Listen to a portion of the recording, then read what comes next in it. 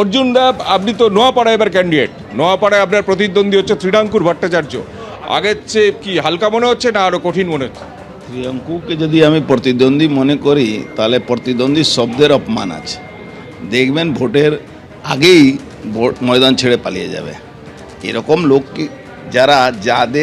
যাদেরকে যে লোককে মমতা ব্যানার্জি সিআইডি তার নামে এফআইআর করলো কি জিটিএতে চাকরি চুরি করেছে, আর নানা রকম কেচ্ছা তো আছেই।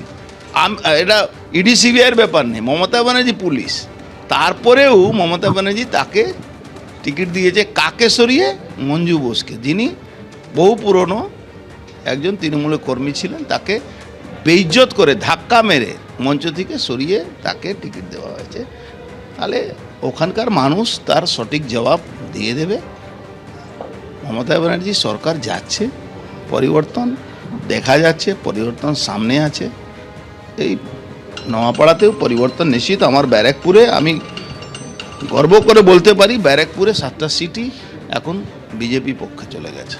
উত্তর 24 পরগনা থেকে এবার কলকাতা আসি। কলকাতার মানিকতলা কেন্দ্রের বিজেপি প্রার্থী তাপস রায়, বর্ষিয়ান নেতা, তৃণমূল কংগ্রেসের এক দীর্ঘদিন কাটিয়েছেন, তারপর বিজেপিতে যোগদান করে এবার মানিকতলা ক্যান্ডিডেট। তাপস দা, প্রথম রিয়াকশন আপনার? কৃতজ্ঞতা জানাই দলের নেতৃত্বকে, রাজ্য এবং কেন্দ্রীয় নেতৃত্বকে।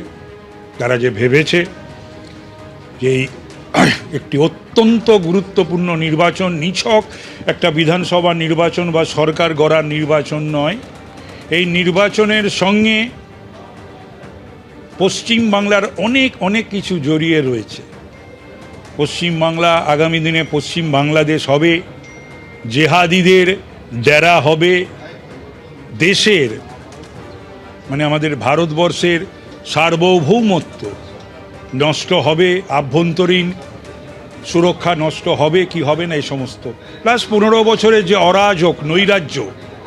আর আপনার প্রতিদ্বন্দ্বী নিয়ে কি বলবেন? না, আমার এই একসময় সাধন পাণ্ডে বিধায়ক ছিলেন, তারপর তার স্ত্রী, তারপর এবার কন্যা তার প্রার্থী। মাল্টিপার্টি সিস্টেমে তো সব রাজনৈতিক দলেরই তো নির্বাচনে লড়ার অধিকার রয়েছে। তো সুতরাং বাংলার যে ঐতিহ্য, যে পরম্পরা, যে সংস্কৃতি, সাধারণ এবং রাজনৈতিক সংস্কৃতি, সেটা বজায় থাকবে। এবং গত 24-এর নির্বাচনে যে ঘটনা আমার কলকাতা উত্তরে এবং মানিকতলাতে সকলেই জানে, যেগুলো ঘটেছিল সেগুলো না ঘটলেই ভালো। আশা করব যে এবারের নির্বাচনে সেই ধরনের অসভ্যতা, অভব্যতা কিছু ঘটবে না। ধরুন, আপনি আক্ষেপ থেকে তৃণমূল ছেড়েছিলেন, এই বিজেপির মানিকতলায় কেন্দ্রে প্রার্থী হয়ে আপনি খুশি? এবং ভীষণ খুশি, ভীষণ খুশি। কলকাতায় কি রেজাল্ট হবে? ওভারঅল 7-7 বলছে। ভালো রেজাল্ট হবে কলকাতায়, খুব ভালো রেজাল্ট। উত্তর কলকাতা, দক্ষিণ কলকাতা বা কলকাতা মহানগর, আমাদের যে 29টা আসন রয়েছে, ভালো। অন্য রাজনৈতিক দল বা শাসক দল লাফাচ্ছে বটে, চিৎকার করছে, ওদের বলতে হবে ওদের সমর্থক কুলকে চাঙ্গা রাখার জন্য বা কর্মীদের। আচ্ছা, মানুষ ভোট দেবে কেন? দেবে কেন? এত কিছুর পরও মানুষের কাছে কোনো মুখ নিয়ে ভোট চাইতে যায়, আর মানুষ ভোট দেবে কেন?